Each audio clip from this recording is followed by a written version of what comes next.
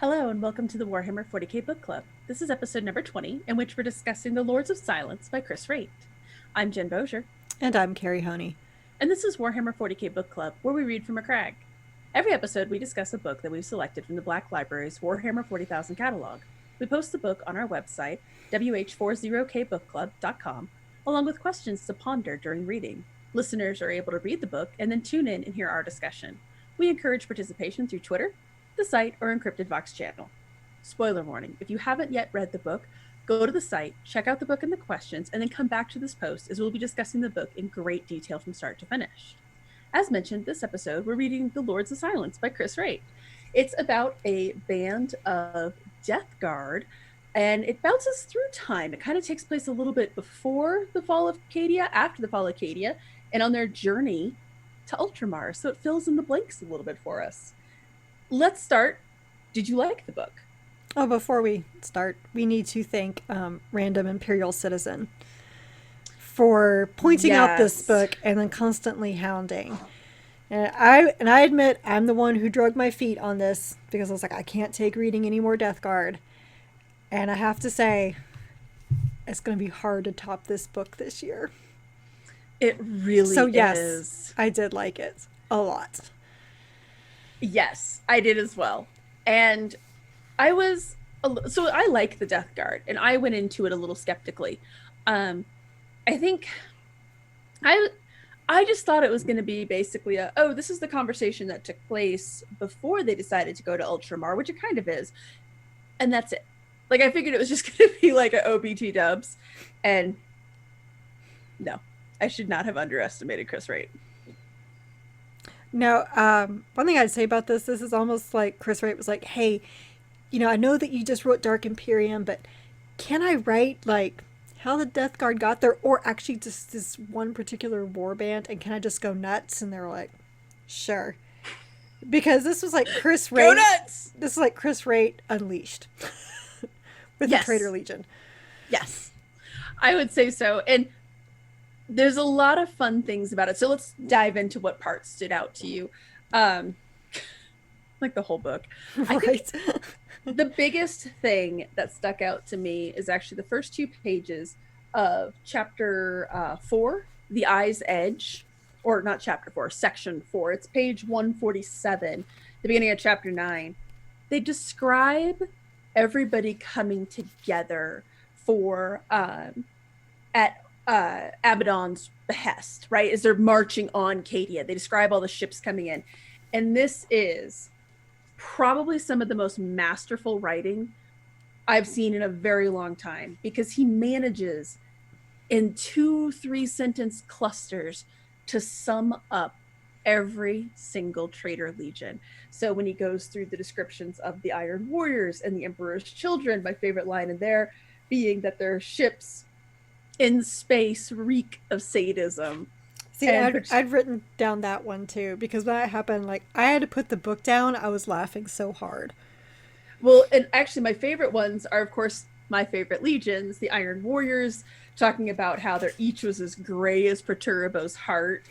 And my favorite were the dusk black kill ships of the Night Lords, drenched in projected terror, skulking like thieves on the margins. It was... as soon as I got to that section, I was like, I want Chris Wraight to write a book like this about all the legions. And then when I got to the end of the book, I had the same thought. It's like, he needs to write a little book about all of the legions. Well, like, even check out, like, this one sentence about the Death Guard. The Alpha Legion, the Ophidian warcraft of the Alpha Legion, spreading out in variegated clusters, distrusted more than most even among themselves, victims of a reputation they spun a long time ago and can now never escape. Yes, I loved I don't know how else to describe the Alpha Legion. Well, and I loved the way they described the Thousand Sun ships and just everything about it. Reading it, it's like, oh my gosh, it was so nice. It was just a nice pithy description. Like, I think if somebody were new to the universe and they were unsure about each of the Traitor Legions, I would probably point them to those 2 pages be like, this is really all you need to know about the traitor legions. This is the too long did not read description of them. I read that section and I just highlighted, like, I just folded all the pages because like, this is amazing. And of course, then after they all come out, then it's like the war bands recognize other battleships they had fights with. It's like, hey, you! I loved that too. Like, all I could think about is it's like every family Thanksgiving, right? Where people get together and then all of a sudden someone's like, do you remember that one time like 10 years ago that you borrowed $20 and didn't give it back to me? Or like a political debate starts up? Like, it just reminded me of this dysfunctional family gathering, which was delightful. And it just, that to me, if I had to point to like one section in the book that was just, again, masterful, it would be that. I agree. It's so subtle. There's really not a lot to it, but I liked it a lot. There were just a lot of little lines too where they described. One of the other scenes that really stuck out to me that struck me as odd was the stuff with the little lords, or the Nurglings, as I prefer to call them, and how they talk about, because the Nurglings are always happy and jovial, and they talk about them like nuzzling up against the Death Guard, and the Death Guard like cradling them like little babies walking around, and I took them as more like little pets. Yeah, like little lost puppies, like the one that he brings to Philemon to fix. He's like petting him and carrying him around, and just that was great. Actually, any of the descriptions of the little lords when they're around was either one of two things. It was either funny or horrifying, but also funny. The scene where the one eats the woman and then he stops and he walks away and he starts picking his nose and then goes back to that was, well, and just they are so disgusting, and like I just like he just like writes so nonchalantly, defecated himself in excitement, just like and farting and belching and everyday experience. Also, can we talk about the fact that there's a demon that looks like a crow and talks in William Shatner voice? Can we talk? I got to that character and I was like, oh my gosh, it's William Shatner. I just love the fact that Philemon keeps things in jars.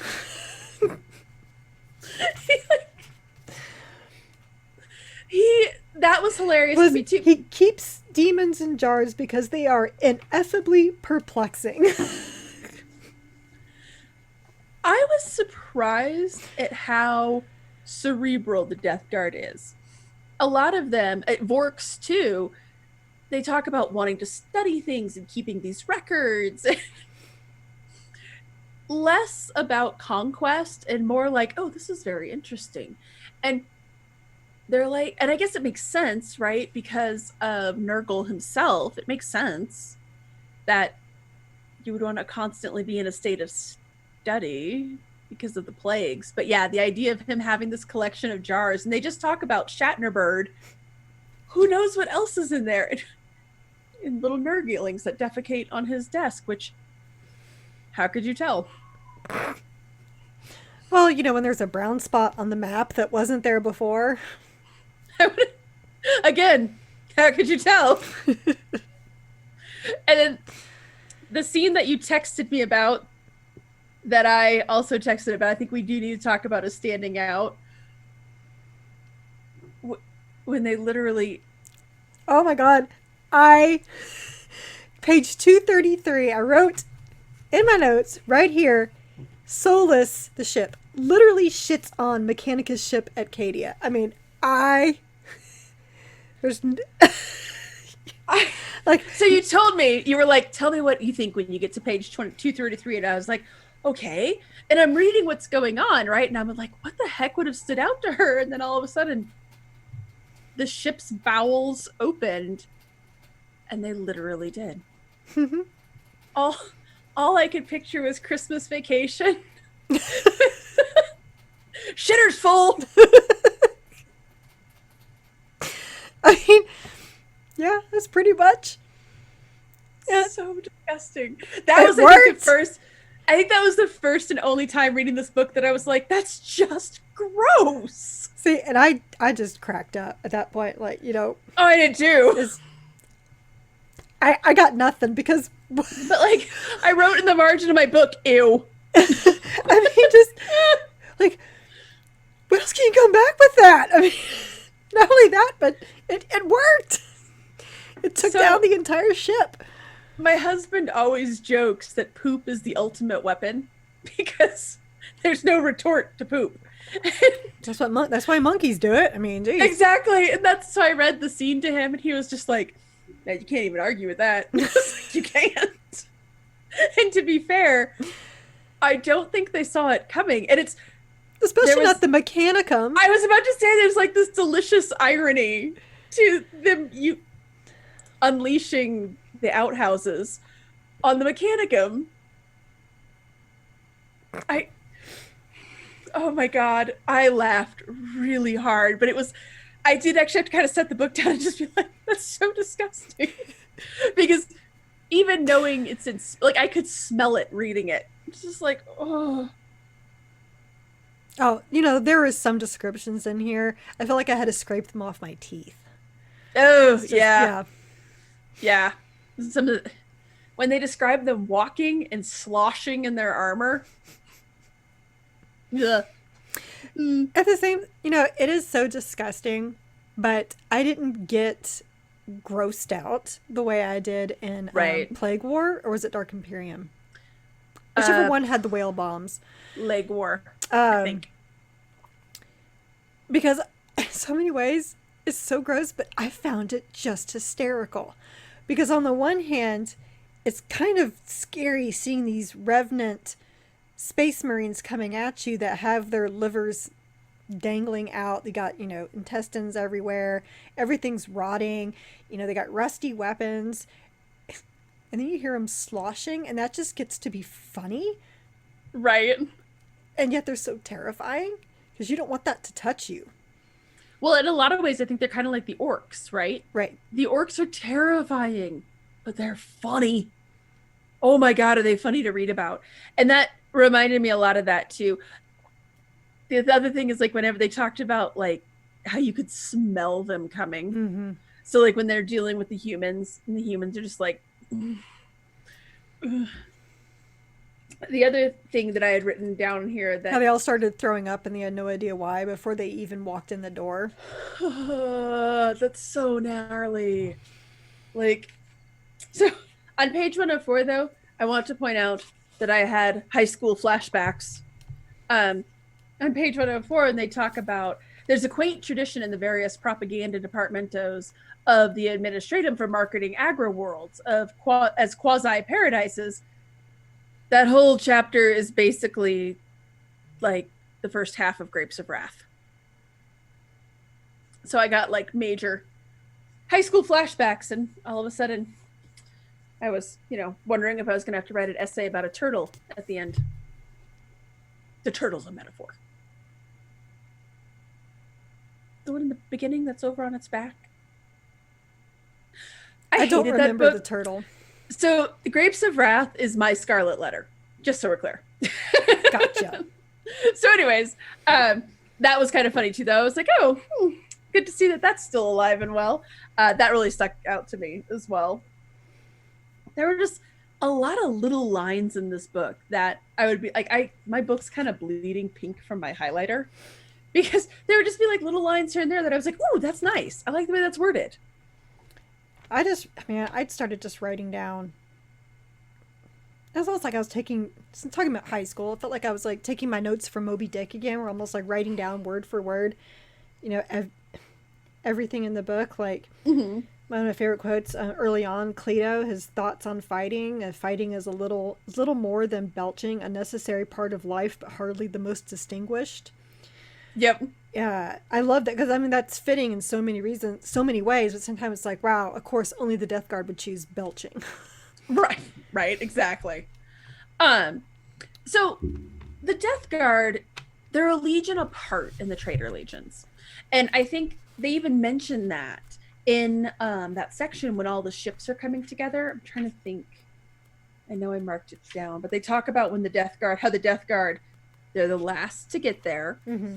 And they kind of keep back to themselves. And it's partially because, there you go. Let's see. These are some of the oldest ships in the muster. There's a thing in here where they talk about how the Death Guard do not mingle with those of other legions and warbands. Their presence is not welcome on the grand bridges of the fleet, for even the denizens of the eye find their bodily corruption hard to stomach. I like the idea that, like, these people are all corrupted, and even the word bearers who are corrupted and worship all of the gods, even they're like, bro, calm down. You guys stink. And then yet everybody hates the Emperor's children. Well, yeah. I mean, obviously nobody's lower on the totem than that. But I liked... So what... Do you understand the Death Guard a little bit better having read this? Yes. One thing I took a lot of notes in, like I wrote down here, page 40, and Vorks is his reason for siding with Mortarion for overthrowing the Imperium. I mean, it's not what anybody else's is.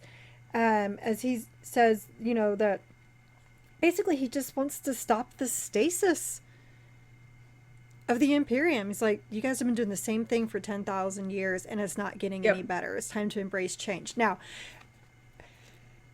while I agree, I don't think that joining with the Plague God is the best avenue for change any more than accepting Tzeentch into your heart.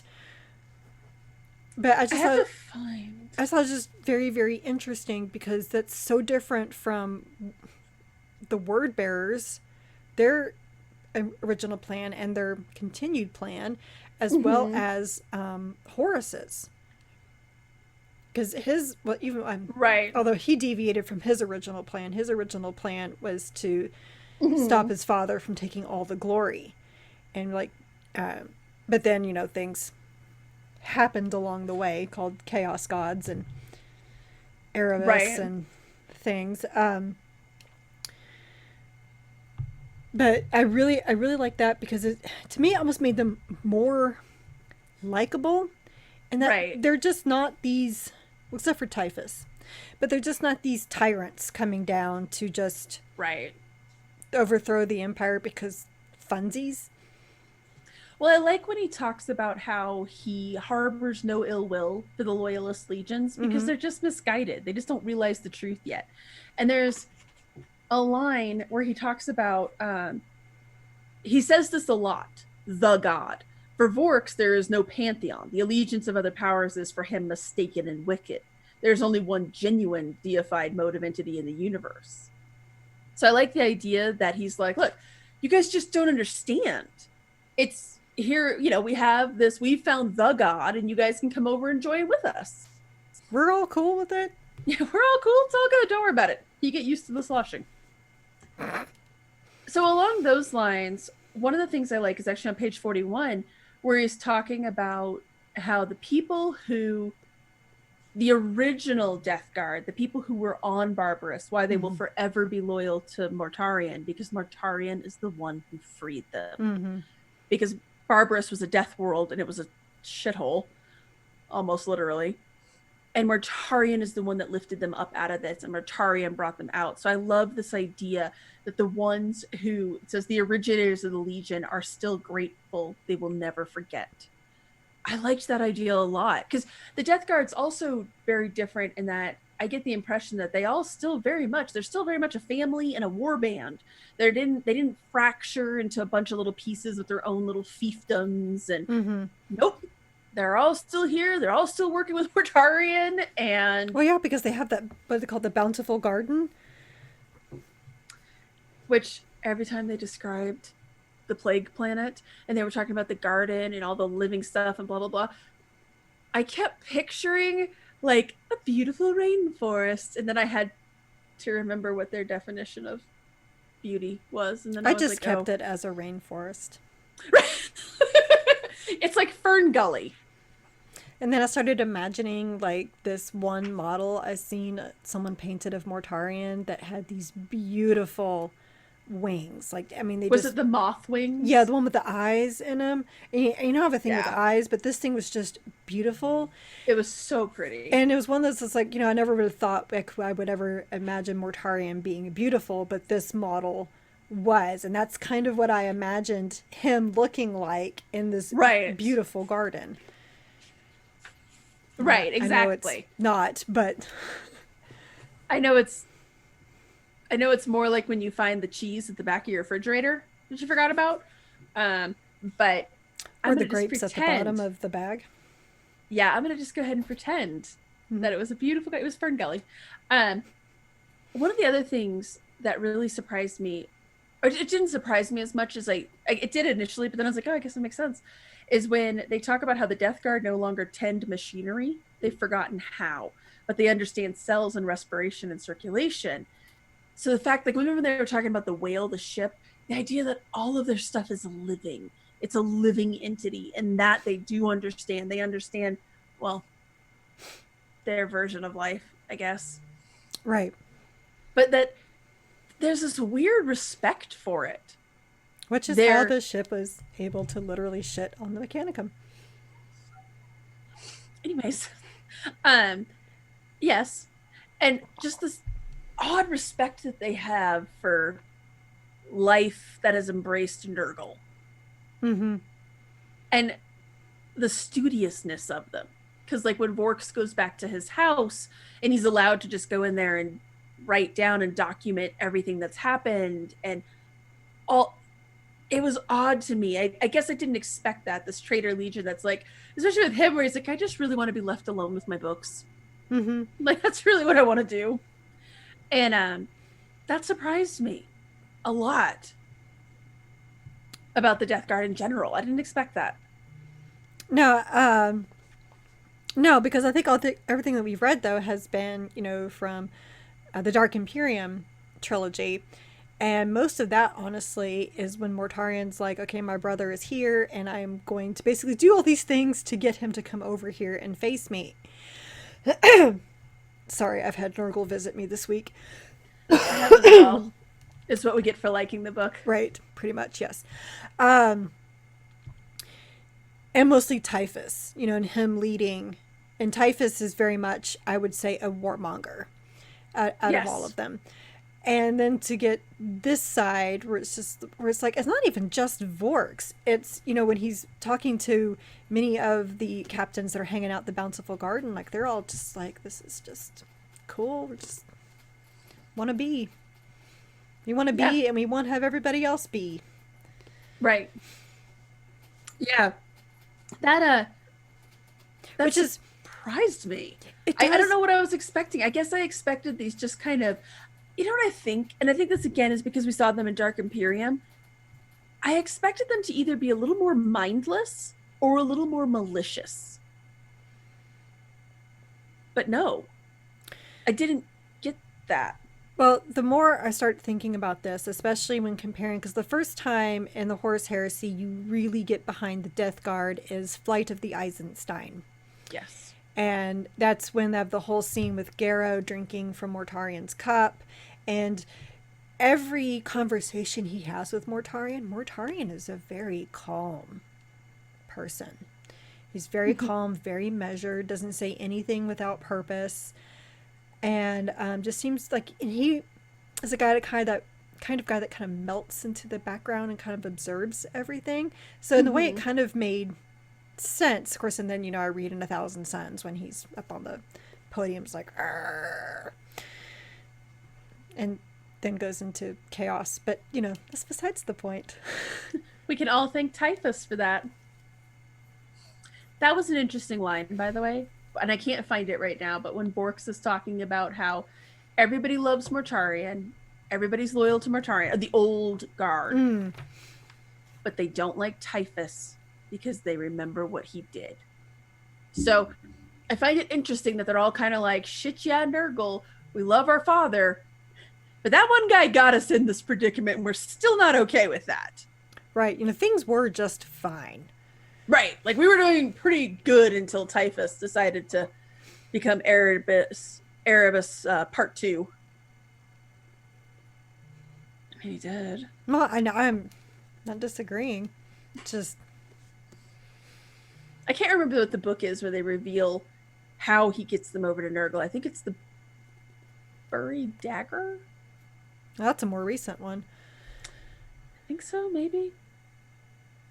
Oh, Anyways, so I'll get there in 5 years. You'll get there. So Vorks, as the main character, he was surprising from start to finish. Yeah, this is the very definition of someone that you know, we always talk about, Lehman Russ, and how people always pigeonhole Lehman Russ, and Reboot was like, never underestimate Lehman, or never think that he's dumb, or, anything like that. Vorks is that, like, you can't underestimate this guy. And No. And I did. I did too. I actually kind of thought that because he kept saying, like, oh, I've got everything under control. And I was like, but do you? Do you? Like, do you? Like, I had a feeling it was going to be. Like Philemon, he was just like, are you sure? Oh, yeah. No, I was fully expecting this book to end with Vorks being like, how did I not have everything in hand? Like, I really did not expect. I did not expect him to come out on top. No, and when it all came together in the end, I was just like, oh man, bravo, good sir, bravo. Oh, like, yes. You were the master chess player in the end. Yes. And I just loved it at the end, like when, he's going up to Cleto, and he's just like, they all think he's so stupid. They all think he's so old and so stupid and so out of it. It's like, let them think that. It's like, oh man, okay. Oh, yeah. No, I liked him as a character. I liked how, again, I loved that studious side of him and how patient he was. Mm-hmm. I guess he really, to me, embodied the idea of the Death Guard, that he's just this, I got it under control. He's very calm. As you said, kind of describing Mortarion, he's very deliberate. Mm-hmm. Vorks didn't really do anything carelessly or without having considered it. I liked that a lot. I liked a lot of the conversations he had when he just kind of told people, like, I've got it under control. Right. And I liked his relationship with Dragan. I liked that I agree. I liked that he looked at it and he was kind of disappointed when Dragan was getting a little chippy, and he's like, these kids these days. Like, I mean, they were actually, the two of them were having very much a millennial and okay boomer relationship through the whole thing. Because like they really were. And Dragan, his perspective on the whole thing, I thought was very interesting, so it didn't surprise me that it was like, oh, of course he's spoken to Typhus and is kind of like listening to Typhus, because he doesn't care about the primarchs, and he's just like, they failed. Like, they are a failed thing. I don't know why we're listening to them. We just need to do our own thing. I don't understand why everyone's just like, oh, Mortarion. And it's because he was not tens of thousands of years old. And as one thing he says, he's like, so I've only been here for 2,000 years. That doesn't make me any less important. I'm like, oh my God, it's like someone took the millennial and boomer book right here. Just, Yeah. I'm just as important. I can do all these things that I can take over. Right. But for Vorks, I liked that he took him under his wing. But my big question is, where does he go from here? You get to the end of the book, you've conquered all of your enemies. Ultramar ahoy? I mean, I'm very curious, like, what he thinks of, gotta think about, what Typhus told him. Mm-hmm. And if he's going to think like, okay, so do we go to Ultramar? Or do I try to turn this thing around and listen to Typhus? Or does he be like, oh my God, this guy is so much smarter than I thought he was. Perhaps I should wait a few thousand more years. Right. Good question. Because I got the impression that he really just kind of wanted to go back home and just work on his books and stuff. Does he? But again, with his loyalty to Mortarion, I feel as though he's probably going to go to He'll do Ultramar. whatever Mortarion asks him to do.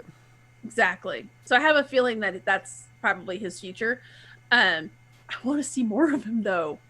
Again, he is this disgusting character. He's a Nurgle worshiper. Again, they talk about him sloshing around in his armor. Definitely a murderer. And I loved him. Again, we talked a lot about the rise of this anti-hero character, and I point to Henry, Portrait of a Serial Killer. Like, by the end of the book, you're rooting for him. When he kills the chapter master, I was like, yeah, good. Wait. I mean, good job, though, still. I was like, wow. But I was kind of doing that, too. I was like, oh, well, at least it's just a subchapter. Who cares? It's not like he's killing Reboot or Marnius. We're good. Exactly. They're not killing, like, the originals. We're okay.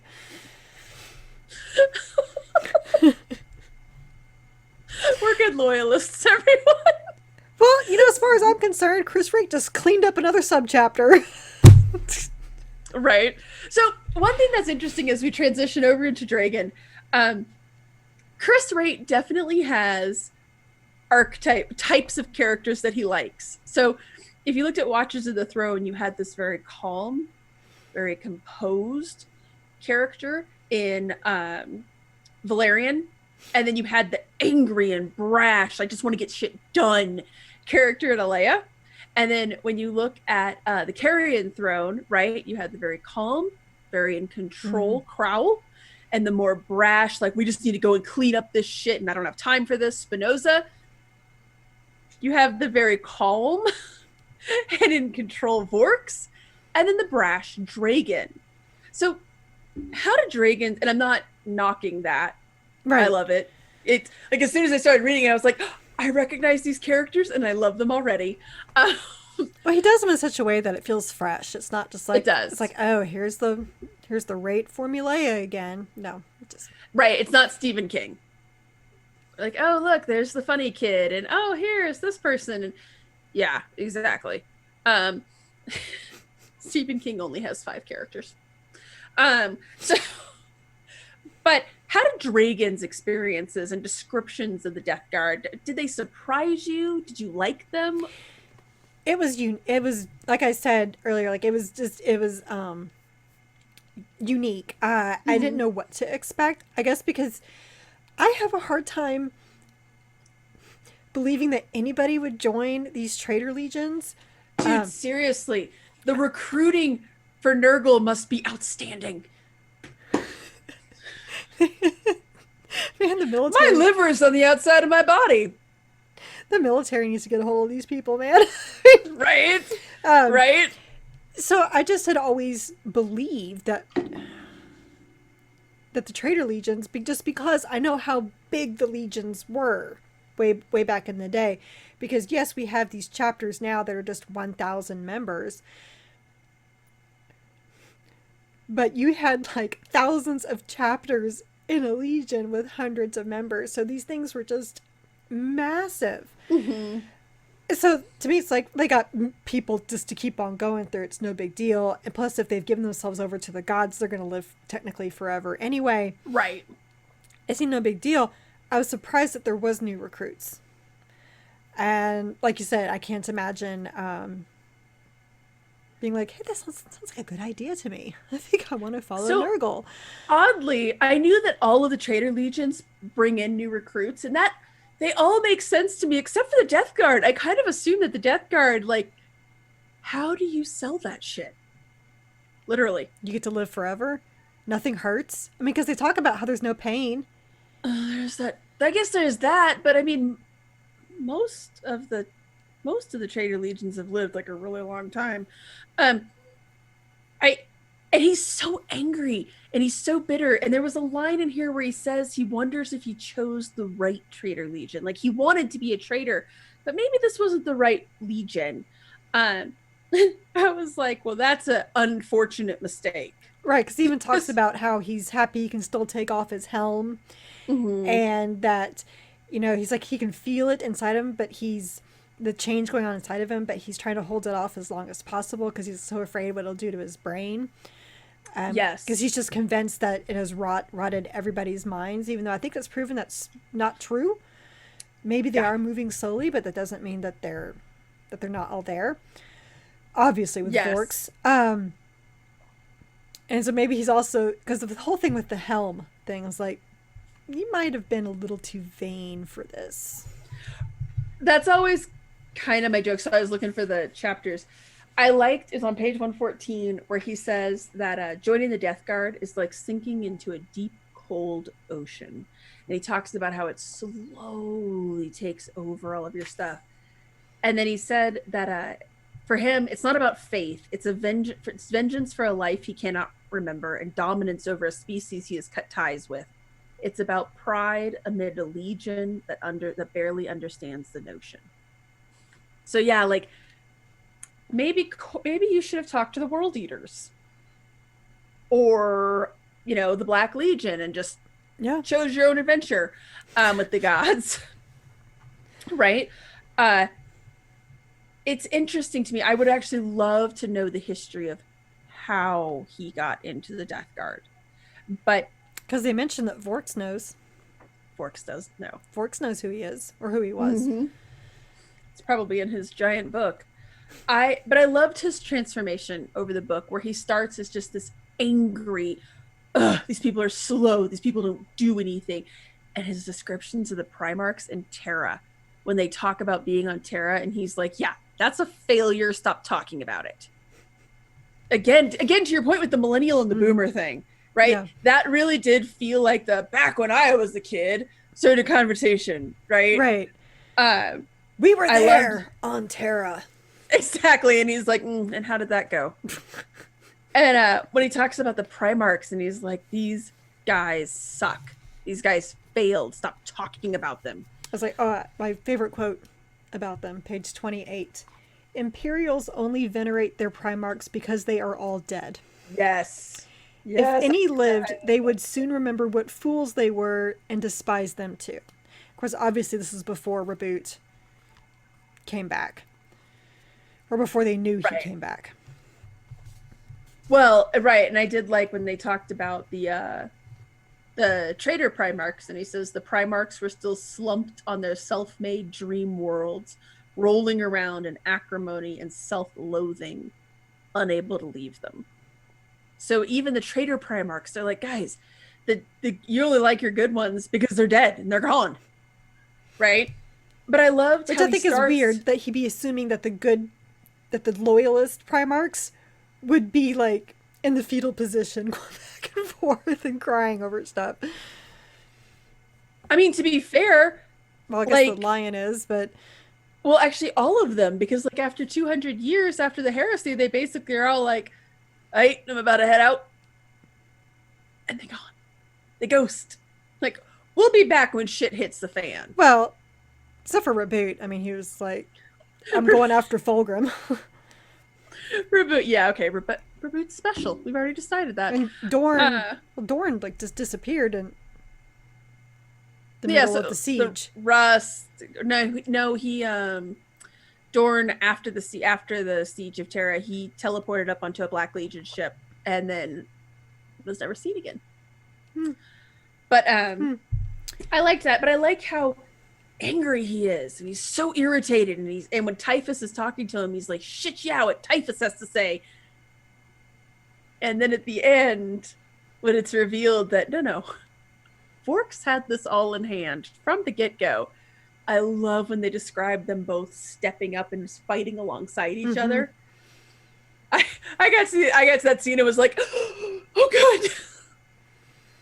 Because in many ways, I mean, Vorks saw the benefit with Dragan, and he even talked about how he really wanted him to be like a protege, like he didn't like this problem that they had, so he just and then when Dragan sees it all, and it's like clicks, like, okay, he's not dumb, he does know what he's doing, right? I gotta trust this guy, right? And it just kind of like sinks together. So I don't know if they'll ever, maybe not immediately, be best friends, but eventually, now that they can understand one another, well, it gives me hope for the millennials and boomers. No, not really. Part of it reminded me a little bit of, bear with me, that scene in Empire when Yoda's just being silly. I was trying to think which Empire. What? Boardwalk Empire, the Unremembered Empire. Okay, that's fair. Where's she going? I was about to be like, duh. Fair. Anyways, in Empire Strikes Back, when Yoda's like, oh, I can't train him. And all of a sudden, Luke gets this realization of, oh, this guy is serious. And this guy is a big deal. Like, I felt like that was that moment with Dragan. Yeah. Vorks shows up and he's like, oh. That's a good metaphor, yeah. And I really liked that, because then I was like, these guys are going to be friends, and he's going to train them, and it's going to be so good. And Dragan's going to be a good, happy little Death Guard now. And again. And then maybe he'll, like, flip the bird to Typhus. Like they all should. And he'll get a pet little lord. But again, I had a moment where I was like, why am I cheering for these people? I know it. I don't know why I wanted them to get away with it. It's like we were saying, we some of the shows that we watch that venerate the anti-hero, like, Breaking Bad, Sons of Anarchy, man, even in Justified in the end, you're still rooting for one of the bad guys. Not even Boyd, but her. Like, she's able to get away. All of those things, like, you are rooting for them to somehow not be caught. Yep. And even though they've done horrible things, it's the same thing. Oh, for sure. Absolutely. And I think it was because the description, and it part of what bolstered it is how well that final scene plays out. When they're talking about, because you could picture it, where the word bearer, when Vorks bamps in, and the word bearer is like, you're too late! And he swings down his Crozius to summon the thing, and nothing happens, so he just keeps trying, and Vorks is just sitting there like, it ain't gonna work. And so they all just keep stabbing them over and over and over. Like, wait, there's no blood. Amazing.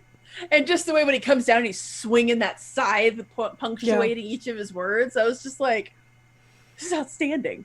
Because you could picture it. And look, I don't care who you are. I'm cheering for you at that point. Like, again, it's so cinematic. And yeah, if you're exciting. He's killing word bearers. I'm always cool with that. Okay, so first off, yeah. Like, it's kind of like whichever team plays the New England Patriots, that's the team that everyone's rooting for, right? Or whoever's playing the Raiders. Whoever's fighting the word bearers, I'm now fans of them. This is true. Unless it would be like the word bearers versus Emperor's children, in which case, hope for a giant warp storm. Kind of like, what was that Super Bowl where it was like the Patriots versus somebody, and everybody was basically like, how about just a giant earthquake?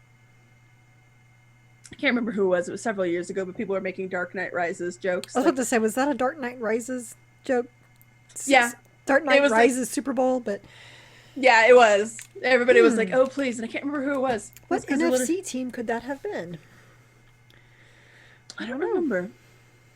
Anyways, not important. But, yeah. That's going to eat at me now, but... Whoever kills the word bearers, I got your back, son. Because, ugh. And I did love how everyone's like, he's going to betray us. And Vorks is like, yep. He's just like, and the whole time Philemon's like, this is a trap. Uh-huh. Mm-hmm. Yep. And Dragan's always like, we can't trust these new allies. Yeah, I know. I got you. It's all cool, bro. Picked up on the message. Oh my god. So in Dark Imperium, I think we spent a lot of time going, why is Mortarion here? And it really delighted me when everybody in this book was like, why are we going to Ultramar? Because I was like, oh good, we're all confused. And it's just because that's the brother that woke up. There is no other reason. Maybe, Because I don't think so, though. I mean, where is, I'm trying to look for the exact page quote. 93. 93. Because I highlighted the groves that hiss his name in the wind. I look into pools and see his face staring at me. Stiff, dreary Gulliman. I'd have preferred another one, the lion perhaps, whom I always quite admired, but one will do, even the dull one. Okay, you could be right. He's the one who woke up, but I just love how he's like, ugh. Like, why Gulliman? This fucking guy. I had the boring one have to wake up. At least I respected the lion. Lehman would have been fun. Right? Well, who'd be more boring, though, to him? Reboot or Dorn? I was actually just about to say, like, I guess it could have been worse. It could have been Dorn. I mean, because we know Ferris isn't coming back, I guess. Or is he? Or is he? He might actually enjoy. His eyes. They might actually enjoy going after Ferris, because Ferris just get angry. There was that one meme that describes the primarchs, and like he's the one in acid wash jeans and has had a job since he's 18, and that's all. Whenever people say Ferris Manus now, I just picture acid wash jeans and like, oh my god, VR. He's angry, but he's been around the block. Yeah, I love, so because we're both big Ultramarines fans, when I read that, I was like, excuse you. But then I also had to kind of be like, I mean, yeah. Well, I mean, if you compare to fighting styles, then yes, absolutely. I mean, right. You know, he probably preferred even the Khan or because like you don't know what the Khan's gonna do. Right. Well, yeah. Or even Corvus. Like, I'm sure he would have loved to see Corax come back and been like, huh, okay, that's at least, you know, also they have some unfinished business, as do he and the Khan. Anyways, basically anybody who was at the Siege of Terra. Yeah, so do you feel like you understand it more? Like, is this a good decision? It's not a good decision. It's very petty. This is so petty. This is very much just like, oh, one of them woke up. That is not happening. I was a little disappointed, honestly. Even though it's just like, dude, there are other of your brothers that are gods right now, or demon gods, I should say, like, you know, Angron and Fulgrim and I guess Lorgar. He's one. Is he one? Or Magnus? Yeah, Lorgar is the demon prince, but he's been meditating. Well, he probably wouldn't want to talk to him anyway. Same with Perturbo. He's been pouting. Well, it's like they even page 42, and they're describing the Iron Warriors, and they're like, Perturbo's bitter castle builders. That just made me giggle so hard. I laughed really hard at that. Even then. It's like, they're just so bitter. But in either way, there are other, like, you don't see Fulgrim or Angron just being like, oh wait, he's awake, let's go take care of this. But then again, they also weren't at Cadia, probably because Angron's like, I got better shit to do, and Fulgrim's off doing sex, drugs, and rock and roll somewhere. He really doesn't care. No, Fulgrim's busy. He's right. Just like he was at the Siege of Terra. Busy. Busy. Right. Mm-hmm. So it reminds me of like the dogs in Up. Ooh, squirrel. Right. We're taking over the thing. There's a squirrel over here. It's so boring. And squirrel. Squirrel, I mean like rape and murder and drugs. Yeah, as one does. As one does, obviously. Makes total sense to me. That's what I think of when I see squirrel. I got a little irreverent. Anyways, so my husband lowered my chair and it's really bothering me right now. But so it's petty, and it's just like, I don't know, brothers. Like he's. It actually did remind me. I was like, oh, that's very brotherly. Like none of these guys have ever really felt like brothers. They have like in little sections, right? Like these two are really close, and these two are really close, but when he said that, he's like, oh. He's so dull and boring, and so we're gonna go over there. I'm like, that really does feel brotherly. Mm-hmm. Like siblings. Like, ugh. I don't like this sibling. We're anything in common. At least I like the lion. Like, well, seriously. No, There's just... But I have to say, like, so this is the one part about this book that I hated was when I actually agreed with Typhus.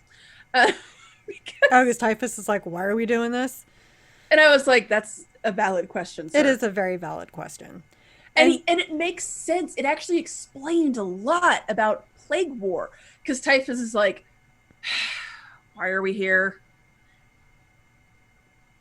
So, yeah, it does. But you know, but Typhus, I also have to remember that even when he was Typhon, did not have much respect for the primarchs in general. Correct. So he is never He's always been a douche. Right. He's never going to understand this whole thing between them. And almost in a way, you know, from Plague War, Mortarion had all these opportunities to kill Reboot. And yet he talked to him. And it almost makes me think, yes, he might have been saying, oh, he's the dull one. But when he sees his brother after all this time, it's like, maybe I can talk to him.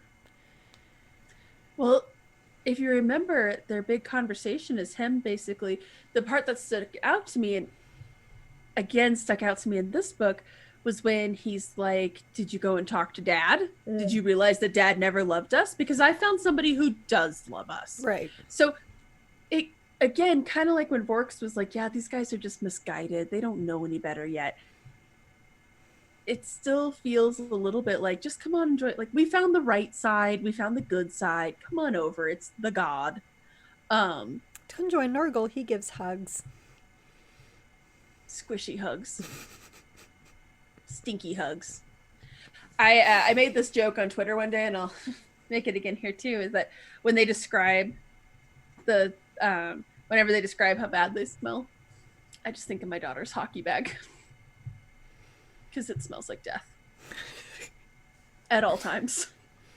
But yeah, like, they give hockey hugs and you're like, oh, that's a terrible smell. But Nurgle's there for you, I guess is what they're saying. I guess I understand a little more. I can't sign off on it. Well, no, I mean, just because you understand why he's, you know, charging after Reboot doesn't mean it's a good plan. Although, from an Imperial stance, we should be happy about it, right? Well, yeah, because it means like more awesome It's one fights. less Legion. Well, but it's one less Legion that's going to Terra. Yeah, Abaddon's like, we're marching on Terra, and the Death Guard's like, enjoy. Also in a way, Death Guard's probably, and another way, Mortarion may just be like, look, been there, done that. I do like that. I did. That was kind of the impression that I got too, is he's like, because he specifically says too, something about how, like, we have left our mark on that world. We have done damage there that can't be undone. We're done. We're not going back to fight the same fight again, which I have to respect a little bit. Right? We already lost once. What are we going to do? Kill him again? Kill Sanguinius again? Well, to be honest, the planet was a shithole before they showed up. Yeah. Mm-hmm. What book am I reading? Oh, the Khan book, written by Chris Wraight as well. They talk about how, like, right before the heresy, Malachador is talking with the Emperor, and they talk about how birds are chirping, and they're like, there were birds in Terra back then. And I was like, no, there weren't. And then he talks about looking up in the night sky, and the stars were twinkling, and you could see the stars back then. No, you couldn't. what Terra they talked? Was this 1998? Because no. Anyways, M3 as we colloquially are known. I guess maybe that part kind of. Anyways, the narrative structure in this book is unique. It's told in present tense, but it bounces through time like crazy. Did that help the story, do you think? I can't believe I didn't notice it was present tense. As much as... Oh, it's all... Because it was funny, because we had gone on a rant about how we both hate present tense, and I opened this book, and I was like, oh, for fuck's sake. Yeah, I mean, And it annoys the crap out of me, and uh, can't believe I didn't even notice. That just shows like how good the book was, I guess, that I wasn't really picking apart the grammar. Vorks is walking toward the hangars. A little lord, the one he brought to Philemon is to recover, waddles alongside him. It'd be present tense, but it's funny because it also bounces through time. And I actually think that's probably the smartest decision Chris Wraight made, because I think if you would have told this story in linear order, no, because the whole thing was almost more boring. It's a mystery, yes, in so many ways. It starts off with them waking up, going, "What the fuck just happened?" Like, yes, we were looking at Cadia, we were going after Mortarion and the warp, and where are we? Yeah. Yeah. Oh, yeah. So this, it's just this big thing of like, what happened? How did we get here? If this happened, then someone sabotaged it, or were we hit? Just all these questions. So no, I'm not gonna lie. I forgot about the beginning chaos for a little bit, when they're just like, what just happened? And they're trying to figure it out. And you're like, oh, this is a big mystery and what's going on. And then all of a sudden they jump around to a bunch of other things. And I was like, oh, this is so interesting. And then when they go back to talk about the sabotage, my first reaction was, oh, right. I forgot about that. But it's a good mystery and it unfolds a little better that way. I think, and we'll talk about this in a sec, I think you might have pieced it together a little bit easier had it been told linearly. Oh, I had no clue who did it. I didn't either. None. So I knew, going into the book, I knew that Garstag was not it. I knew I knew Chris Wraight was too good of an author to make it that obvious. That he was a bit of a red herring. Especially because he was picking fights with everybody. Yeah. But remember, Vorks even says, he's just like, yeah, he wants to be leader, but I think he knows that he couldn't be leader. And so I was like, huh, okay, that's interesting. And again, Chris Wraight seems a little more subtle than that. Mm-hmm. So I knew that it wasn't him, but man, when Vorks is taking his sweet ass time to go help Cleto, just taking his time, I was like, dude, you need to hurry. And Cleto's like, hurry! And, yeah, dude, you should hurry. And Vorks is like, got all the time in the world. To be revealed that it was Cleto who did it. He didn't mean to do it. Not like that anyway. He had another plan in mind, and that just happened. So can we talk about how awesome that scene was? So the idea is that Cleto decides that since the ship is a living entity, he's going to essentially put a mind-controlling poison into the ship so that he can kind of wrestle control away from it. And this backfires horribly. The process, the metamorphosis from Mechanicus to biological was further along than he had anticipated, and the ship was not happy. The ship was really unhappy. I love when all of a sudden he gets the realization, okay, if this wasn't a human being, this poison would be going directly to the heart about now, but what the hell's a heart on a ship? Oh, the warp drive. Well, that and the sensation when he actually melded minds and he was seeing everything from the outside, and he's like, oh, no, this is too much. Yeah. Oh, yeah. So he nearly killed them all. Mm-hmm. Just so we're clear. On a really, and what was really funny about it is that if you compare him to Vorks, who Vorks the whole time is like, I got this. And then in the end, he did in fact have it. Cleto, on the other hand, I got this. I don't have this. This is bad. This is really bad. And so I thought that was delightful. I thought that was so cool and so neat. And just this, because I did not like that character to begin with. And I didn't guess him for the traitor, but in hindsight, I was like, oh, of course, it makes sense. I didn't think of him as traitor. I kind of wrote him off as another Fabius Bile. Mm-hmm. Yeah, because he's doing his own experiments. Like, they don't ask what he's doing. They just, like, as long as he's still their apothecarian and he helps them when they need it, they don't care. They just turn a blind eye to whatever he's doing. Mm-hmm.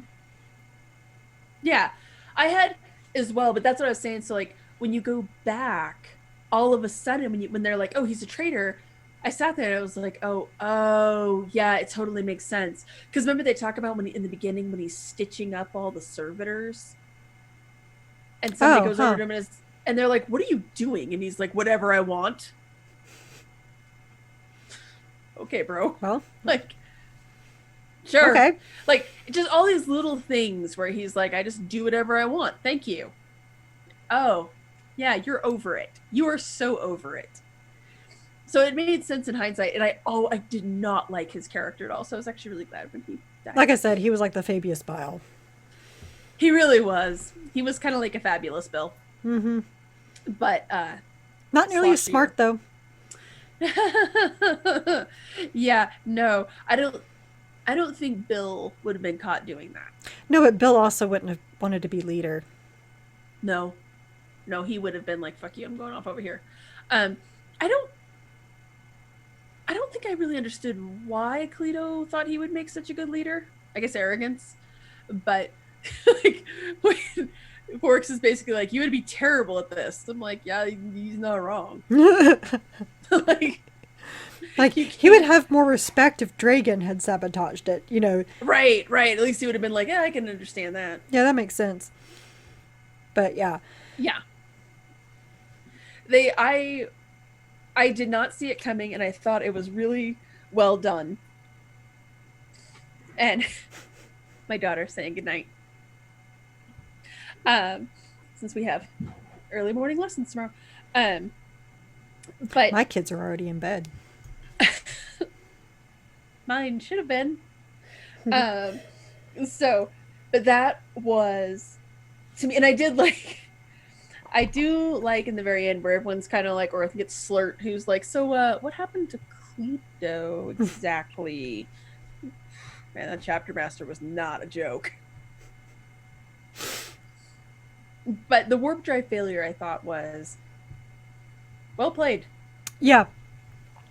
Very well played. It was one of those mysteries that when it's revealed and everything comes out, I was surprised. Like, okay. So, well played. I'm actually really excited. Chris Wraight is doing the first of the Warhammer crime novels. Ooh. Yeah. So actually, I think we even said this when we read Carrion Throne, that it would have been a really good candidate, I think, for the Warhammer crime. Like, he clearly has a good mystery mindset to him. So I'm really excited. And after reading this book, actually even more than Carrion Throne, I think this book, when I got to the end of it, I was like, oh, his crime series is going to be excellent. I really can't say enough good things about this book, other than I wish I'd read it sooner. I think we both went into it and I like the Death Guard, but I was a little skeptical about it too, because again, I thought it was just going to be a meanwhile back in the Plague Planet sort of thing, right? Or like previously on, and which, I'm not usually into that, but yeah, no, this was excellent. Chris Wraight is very quickly becoming one of my favorite authors, and I hope he does another one in this series. I would actually really I think it would be very interesting to see, as the Dark Imperium series unfolds, to have this Silence series unfolding alongside it. Because these guys got to get to Ultramar for one thing. And now I'm going to be really angry if they get killed on Ultramar. I'm going to have conflicting loyalties, not going to lie. If all of a sudden Uriel of Interest and Vorks find themselves on a field, I'm going to have to not read that book. Because there's no winner here. No, I'll have to be on Uriel. Sorry. I know. Yeah, I would too, for sure. What if it's Pausanias? Don't do that to me. You have Uriel and Pausanias versus Vorks and Dragan. It would be awesome. It really would. Ultimately, in the end of the day, yeah, if they killed Pausanias, I would riot and burn the book. It's fair. Just kidding. But I would send angry tweets in my mind. You wouldn't. No, I wouldn't. In my mind only. They No, wouldn't come you would out. actually put them out there. No, I wouldn't. I'm very polite. When I have to be. Mm-hmm. So I think this is a great way to kickstart the year, though, for our first book that we read for the club. Our next one, though, is going to be a little bit of a divergence. We're going to be reading Rites of Passage by Mike Brooks. I'm actually very excited for this one because the Navigators are a strange group and they really have their own little world. And I think this is actually going to be a series as well. Yeah, it's the first of a trilogy is what I've seen. Nice. I'm see. Curious. Yeah, we'll see. Oddly enough, I think I find the Navigators a little more repugnant than I find the Death Guard. Navigators creep me out. The Navigators are super creepy. What was the book? What book did we read with the one? Knights of Macragge. Oh, the skittering? Yes. Yeah, the skittering. Yes. There's only been one really good Navigator that I liked, and that was Octavia. And that was because they basically beat all of the Navigator stuff out of her very quickly. That's in the Night Lords trilogy. I know you're surprised. So we'll add this one to the pile, and we will dive into Rites of Passage next. So I feel a little bad for it because that's a tough act to follow. It's a very tough act to follow, and I'm going to try to go into this with an open mind, but I was not behind this at all. So, yeah, I want to know more about the Navigators. They're a weird little class, and I'm curious what goes on behind their closed doors, because generally we only see them when they're interacting with people, and they all tend to be assholes or crazy and dangerous. So, crazy, dangerous assholes ahoy! Right. Well, I think this one, nobody's on a ship, so we don't have the warp, making them even more lovely people. I think the warp was omnipresent in their lives. I don't know what's that third eye is for, aside from making people go crazy. That's a party trick. Someone you don't like, you just flip open the bandana. So can I just say really quickly that on the cover, we always have something to say about the cover, which, by the way, cover art, flawless. The fact that they're wearing crowns to cover their eye, the idea Only of having certain a crown ones on your eye just sounds so uncomfortable.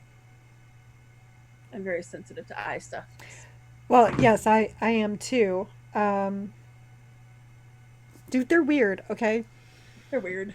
They're weird people. They're sanctioned mutants. Yes. So that'll be our next book. Be Them sure and the to Wolf check us Guard. out. Sanctioned mutants.